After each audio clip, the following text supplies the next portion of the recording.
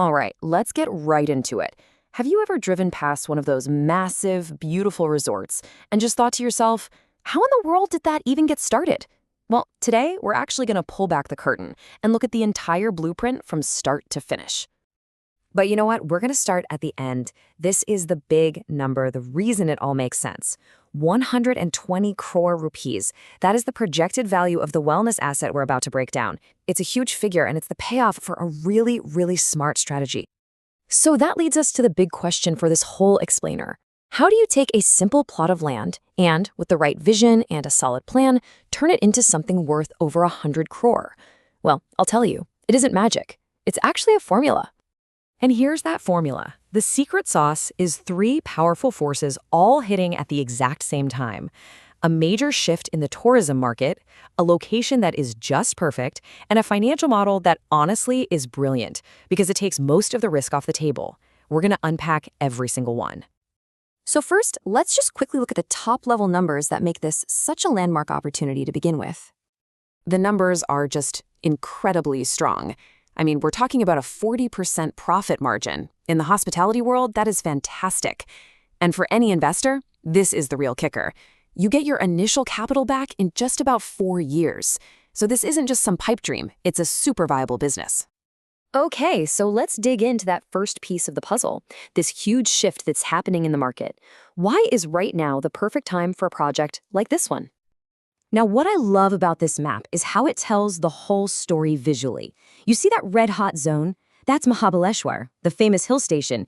It's become a victim of its own success. It's saturated. And that's pushing the kind of travelers with money to spend south, looking for something new, right into this green opportunity zone. So what you have here is this classic push-pull dynamic. People are being pushed out of the old spot because of traffic and over-tourism, and they're being pulled towards this new area by the promise of peace, quiet, and beautiful nature. This project is built to perfectly catch that exact wave of people. And who are these travelers exactly? Well, this chart just lays it out perfectly. They aren't your average tourists. They're wellness travelers. And look at the difference. They spend 61% more. Targeting this very specific, high-value group is absolutely key to making the whole financial plan work. Okay, so we've got the right market, but where do you build for them? That brings us to our second big force, the location itself. This isn't just about finding empty land, it's about designing an entire destination. The site is located in what the planners are calling a Goldilocks zone. It's not too far, not too close, it's just right. Being a manageable drive from massive cities like Mumbai and Pune makes it the perfect spot for weekend trips, and that's the bread and butter for a resort like this. Now this is really clever. A lot of times, you think of zoning rules as a headache, right? A limitation. But here, they've turned it into a massive competitive advantage, a built-in moat. These protected zones mean nobody can ever build next door. That guarantees privacy and those amazing views forever. It's a permanent layer of exclusivity, baked right in. The actual design of the resort is also a really strategic choice. They're using something called vernacular architecture. Basically, it just means building with local styles and local materials. But this isn't just about looking good. It delivers some serious business advantages. So get this. This one design choice hits 3 huge goals at once. First, it feels authentic, which is exactly what today's luxury traveler is looking for. Second, using local stone gives it incredible insulation, which is going to cut down on energy bills for years to come. And third, it's way more cost-effective. They can deliver a luxury room for about 55 lakhs when the industry average is over a crore. And that brings us to the third part of this blueprint, and honestly, I think it's the most ingenious part of the whole thing, the financial model they call the de-risking engine. It's all built around a concept called a sale and leaseback model. Now that might sound complicated, but the idea is actually super simple. You basically sell a small part of the project to investors before you build the main resort, and then you use their money to fund the big construction. So let's just walk through it. First, they design and start marketing a handful of these luxury villas. Next, they sell those villas to investors, which raises about 30 crores in cash right up front. Then, they take that 30 crores and use it to build the entire main hotel. And finally, they lease those villas back from the new owners so the resort can rent them out like regular hotel rooms. It's like a self-funding machine. And right there, that is the light bulb moment. This is the absolute game changer.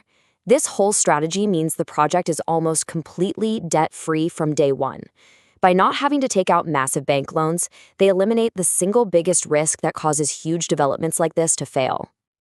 So, we've seen the whole strategy. We've got the market, the location, and that killer financial model.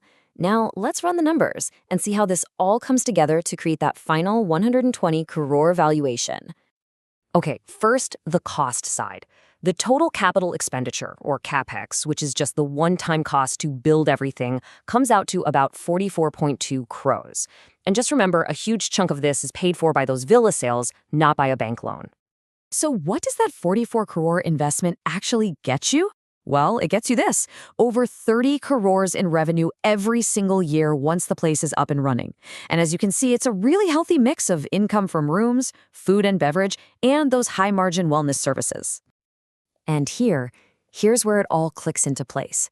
You take that 30.5 crores in revenue, you subtract your operating expenses, and you're left with an operating profit of 12.2 crore rupees every single year. Now, in the world of commercial real estate, an asset's value is just a multiple of that annual profit. So you apply that multiple, and boom, you land right at a valuation of 122 crore rupees. But the vision here is actually even bigger than just building one successful resort. And this final thought really captures that ambition. The goal isn't just to build a property, it's to create an anchor asset. This resort is designed to be the thing that puts this whole region on the map, to basically create new Mahabaleshwar. And it leaves you with a big question, right? Are they just building a resort? Or are they actually building an entire market from scratch?